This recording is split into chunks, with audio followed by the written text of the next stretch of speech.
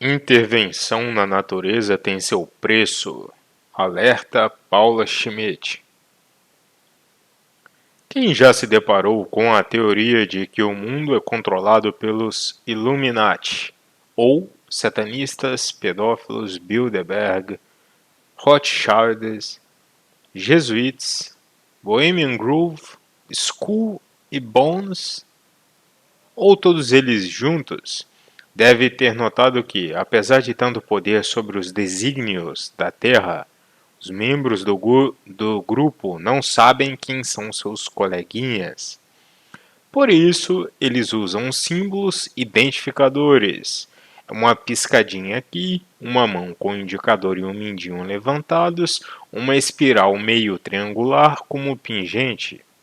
Olha, aqui o príncipe Harry se revelando para os colegas da confraria e para nós, outsiders privilegiados, agora providos de informações sigilosas. Existem várias fotos mostrando celebridades no suposto momento em que sinalizam sua participação no governo do mundo. Esse truque das teorias conspiratórias é interessante porque ele não falha nunca. Praticamente qualquer coisa que se queira ver será vista, se a amostragem e o tempo de análise forem grandes o suficiente. Dedo apontado para cima? Temos. Dedo apontado para baixo? Também temos. É como fazer previsões. Faça ao longo de muito tempo e com bastante frequência, que uma hora você acerta. Não estou falando isso para que deixem de acreditar nessa ou em qualquer outra teoria. Algumas delas podem ser verdadeiras, outras já até foram confirmadas, outras ainda são mantidas sob um manto de mistério como se fossem apenas teorias, mas são decepcionantemente visíveis a céu aberto. Até eu ler e verificar a ficção. O símbolo perdido do Dan Brown. Não confundir com Em Busca do Tempo Perdido, de Marcel Proust. Eu não tinha ideia do poder da maçonaria na construção de Washington, D.C. Este artigo aqui é bom esclarecer. Não tem nenhuma intenção de demover ninguém da sua fé. E conspiracionistas são, acima de tudo, crentes. Eles se creem questionadores, mas jamais questionam sua teoria de estimação. Eles são como pessoas fervorosamente religiosas ou como fanáticos políticos que transformaram ideias e seres humanos em ícones de certeza nesse nosso mundo de Heisenberg. Mas pessoas que refutam toda essa teoria conspiratória como bobagem são igualmente crentes. Elas veneram e se sentem seguras na oficialidade, venha ela do governo, da mídia ou do consenso. Como já disseram por aí, às vezes um conspiracionista é apenas alguém que sabe mais do que você. De qualquer forma, as teorias da conspiração mais convincentes se valem de técnicas comuns a todas elas. A seleção cuidadosa de fatos, a ligação dos pontos, e apenas daqueles pontos que interessam a narrativa, e a escolha arbitrária de detalhes cuja incidência ao longo do tempo vai inevitavelmente servir para confirmar o que foi prenunciado.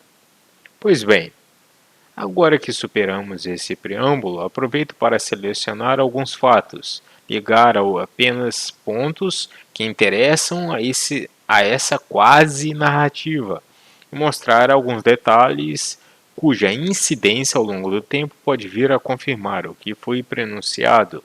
Vou começar com um livro do Dean Koontz, que deu origem a muita conspiração e paranoia. Assim que Wuhan ficou conhecida como epicentro da pandemia do coronavírus, o livro Os Olhos da Escuridão de Koontz começou a circular novamente. Nessa obra de ficção, publicada em 1981, Cientistas chineses inventam um vírus mortal e se unem a agentes secretos norte-americanos para construir uma arma biológica. O vírus é chamado no livro de Wuhan 400. E se você só sabe isso, e teorias da conspiração se valem muito do meio saber, a história parece suspeita. Mas, se você procurar mais um pouco, você vai descobrir que no livro original de 1981, assinado com pseudônimo, o vírus era chamado de Gork 400 e vinha da União Soviética, então inimiga maior dos Estados Unidos. Foi apenas em 1989, quando a Guerra Fria já tinha acabado, que Kuntz reeditou o livro com o seu nome verdadeiro e com um inimigo chinês mais plausível. Mas, se essa coincidência é tão fácil de desconsiderar, um artigo na revista Nature não é tão menosprezável. Publicado em novembro de 2015, ele foi intitulado Um aglomerado como SARS de coronavírus de morcego mostra potencial para o aparecimento em humanos. Nem vou entrar no mérito da escolha das palavras mostra potencial, com seu aspecto positivo em vez das palavras apresentam riscos, por exemplo, apesar de eu achar sim interessante. O que de fato importa é que o artigo trata de uma espécie de Frankenvírus, uma criatura feita pelo homem ao misturar diferentes espécies de vírus que, unidas, formam um único vírus quimérico. Para leigos como eu, tudo ali soa assustador, mas eu conversei informalmente com alguns cientistas e eles acreditam que experimentos daquele tipo apresentam sim riscos incalculáveis. Vejam só o que o abstrato diz. Abre aspas. O aparecimento da síndrome aguda respiratória do coronavírus, SARS-CoV e MERS enfatiza a ameaça de eventos de transmissão através de espécies, causando surtos em humanos. Aqui nós examinamos o potencial de doença de um vírus como SARS, que está atualmente circulando em populações de morcegos chineses. Usando o sistema de reversão genética do SARS-CoV, nós geramos e caracterizamos um vírus quimérico, que vai usar a enzima conversora de angiotensina, ACE2. Fecha aspas. Os receptores humanos penetrados pelo Covid-19. Já na parte principal do artigo, os cientistas dizem que estão estudando o sequenciamento de alguns vírus, mas que isso não é o suficiente para preparar uma futura pandemia. Portanto, eles explicam, para examinar o potencial de emergência, ou seja, o potencial de contaminar humanos, dos COVs em morcegos, nós construímos um vírus quimérico codificando uma nova proteína spike zoonótica. Spike protein é a proteína usada pelo vírus para penetrar em hospedeiros. Eu não entendi quase nada do resto, mas a Nature publicou um adendo que eu entendi direitinho.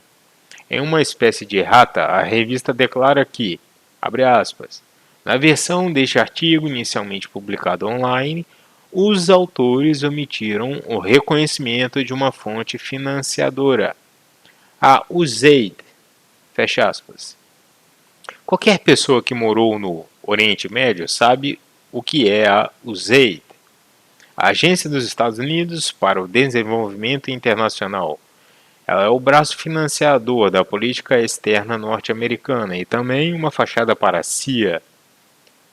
Para quem se interessar pelo assunto, veja aqui, aqui ou aqui. Mas se você preferir fontes mais tradicionalmente à direita, tem essa aqui também.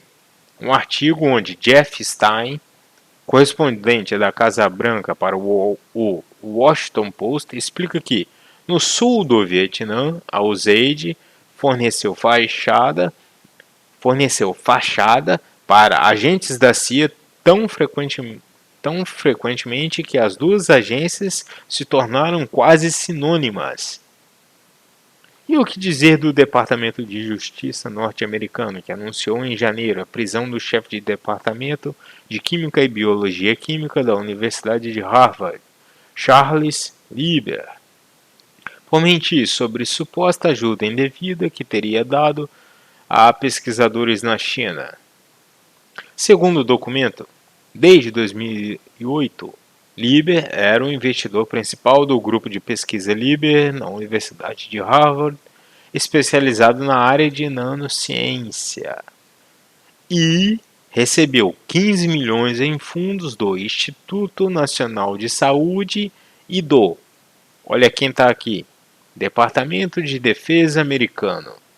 Essa ajuda proibiria o cientista de receber fundos de país estrangeiro por representar conflito de interesse. Mesmo assim, Lieber teria sido, desde 2001, um cientista estratégico na Universidade de Tecnologia de Wuhan, na China, e participante do Plano de 1000 Talentos, um suposto esquema chinês para atrair chineses vivendo no exterior e especialistas em estrangeiros e premiá-los por roubar informação confidencial de patentes. Foram presos também Yang Ye, acusada de espionagem, e Zhao Song Zheng, que entrou nos Estados Unidos para conduzir pesquisas sobre células cancerosas e teria depois tentado contrabandear para a China 21 frascos com material biológico. Ele foi preso no aeroporto quando os frascos foram encontrados escondidos na sua meia. Muitos cientistas sérios negam que o coronavírus tenha sido feito pelo homem, mas não existe dúvida de que vírus são feitos pelo homem. E sabemos que existem armas biológicas. Não sabemos, contudo, todas as consequências possíveis dessas intervenções na natureza. Nem temos como garantir o impedimento de coisas obviamente previsíveis como acidentes, vazamentos, contaminação de cientistas. No caso de intervenção humana radical na natureza, previsões de acidentes não são adivinhações, mas mera probabilidade estatística. Há apenas alguns meses do que é considerado o começo da pandemia na China, eu publiquei um tweet sobre um experimento conduzido em um laboratório chinês que tem tudo para dar errado, se é que ainda não deu. Abre aspas. A equipe do pesquisador Juan Carlos Espíssoa conseguiu criar pela primeira vez uma quimera, um ser híbrido entre humano e macaco, num laboratório da China, dando um importante passo para seu objetivo final de transformar animais de outras espécies em fábricas de órgãos para transplantes. Fecha aspas. Não se sabe ainda de onde veio o coronavírus, mas sabemos que, quando interferimos radicalmente na natureza, ela reage. Isso não é crença apenas de quem acredita na hipótese de Gaia, a teoria pela qual a natureza seria algo próximo de um ser vivo, onde suas partes interagem e interdependem. O que sabemos é que a natureza evoluiu ao longo de tempo incalculável, pelo qual infinitas variáveis foram se ajustando.